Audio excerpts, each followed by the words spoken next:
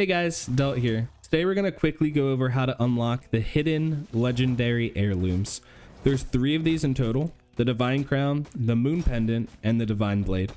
The Divine Crown is probably the quickest one to get, and the Moon Pendant is honestly the simplest, but it is a bit annoying to unlock. And the Divine Blade requires you to first get the other 2 and bring them with you into Sinner's End. Anyway, let's get right into it, starting with the Divine Crown. To unlock the Divine Crown, we're going to go into Sinner's End and go to the top center of the map. And as always, when it comes to finding hidden treasure, the X marks the spot. So we're going to go to the top center of the map and literally go to the top, the very top, and the very center. Once we get there, there are a few tiny little bugs that are going to try to stop us. We're going to take them out, pray at the shrine, and pick up what it leaves for us.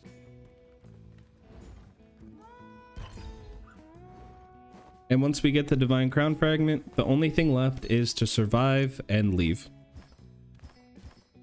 From there, we click on the Heirloom tab at the top of the screen, the little armor subsection, and then we find the Divine Crown and we craft it. First step for all 3 is done.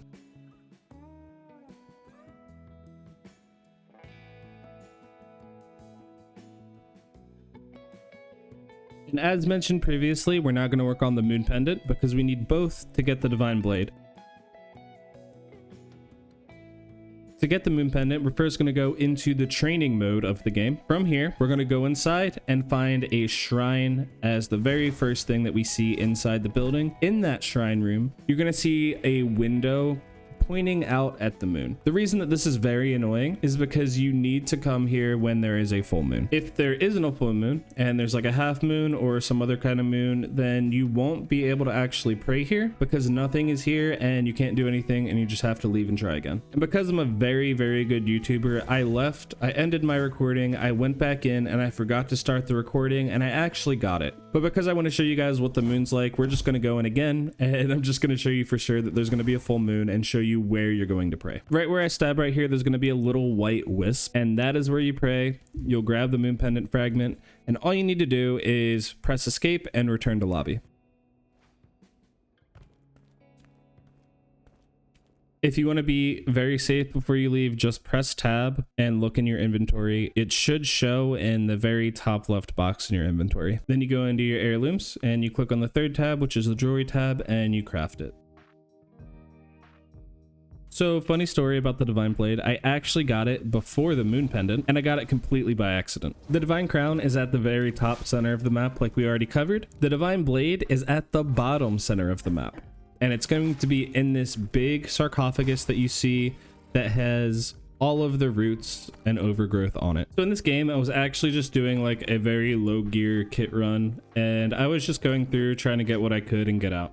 Another player comes in and it looks like it's one of his very first games on cryo and he completely misses his giant AoE ability. So I decided to just go fight him since he shot that at me, and we actually got the Divine Crown and the Moon Pendant from him.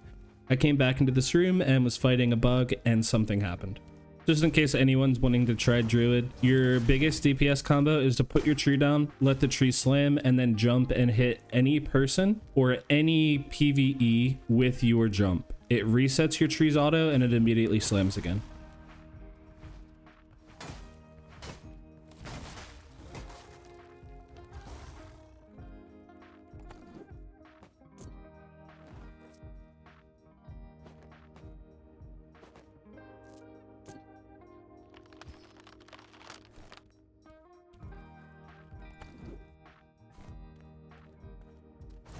Now, as I said before, I came back in here literally just to kill this bug. And then I heard a sound behind me, turned around, and the chest was glowing, so I decided to interact with it.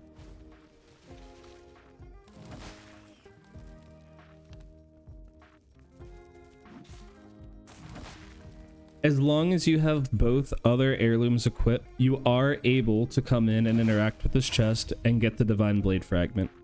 The problem is, you will lose both of your other heirlooms. So if you spend mithril tokens to come in with those things on, be very careful that you survive, because if not, you just wasted your mithril tokens for no reason. But I actually ended up getting into another fight, and so I just decided to throw that in here too, since it was the same game, and just show that even though You have to be careful to get out. You can still take fights as long as you're careful about them. Since I saw that this was a two-hander, I've actually been having a lot of trouble playing Druid into DK and Fighter. I wanted to get some practice with it. The tree combo that I've talked about earlier is very important, and if you're able to fight these guys within your tree range, you actually can win in melee thanks to your shield as long as you're not getting parried. The problem is, the majority of people will know, hey, it's a druid, he put a tree down, I walk away from it. And at that point, you just have to sort of play at a range and it gets a little bit harder for you. So a big majority of this fight for me was kiting until I saw an opportunity that I thought was beneficial for me to go in. And that's basically it. Druid is very tree reliant and very panther reliant. And you basically just use your other weapons as some sort of kiting or initial poke, but they're really not that great. I'm also used to having an orb here, but I think I got a blue orb the game before that I just put into my stash and then didn't actually get another orb on. So I was just planning to use my staff, and you'll see me actually like swap to the mace multiple times, not realizing.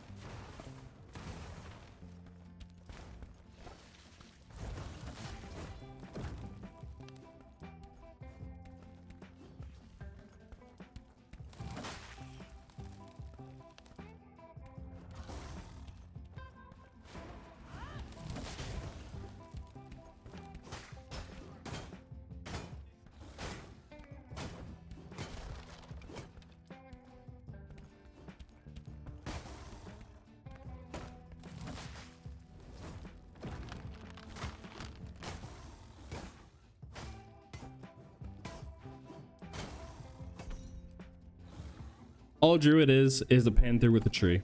That's literally the whole class. It doesn't really do much else.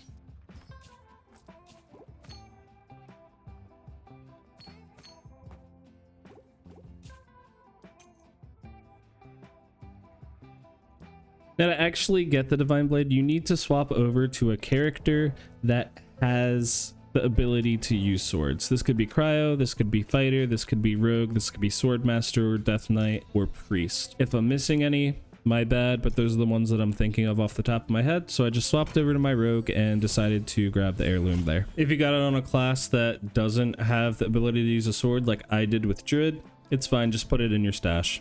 Easy fix. And just like that, we have all 3 legendary heirlooms. I honestly think the most annoying part of this is the moon pendant, because I don't really know how that works, honestly, but I do know that the moon phases change and sometimes you just don't get it. All right, and that's just going to be it for today. So if you enjoyed the video, please just give it a comment, a like, or subscribe to the channel. Anything and everything helps, and I really do appreciate each and every one of you who do it. Also, if you're wanting to join a community of people who like other extraction games like this and Dark and Darker, please feel free to click my community Discord link down in the description below. Come by and say hey. And as always, I hope that each and every one of you have a very great day, and I hope to see y'all next time.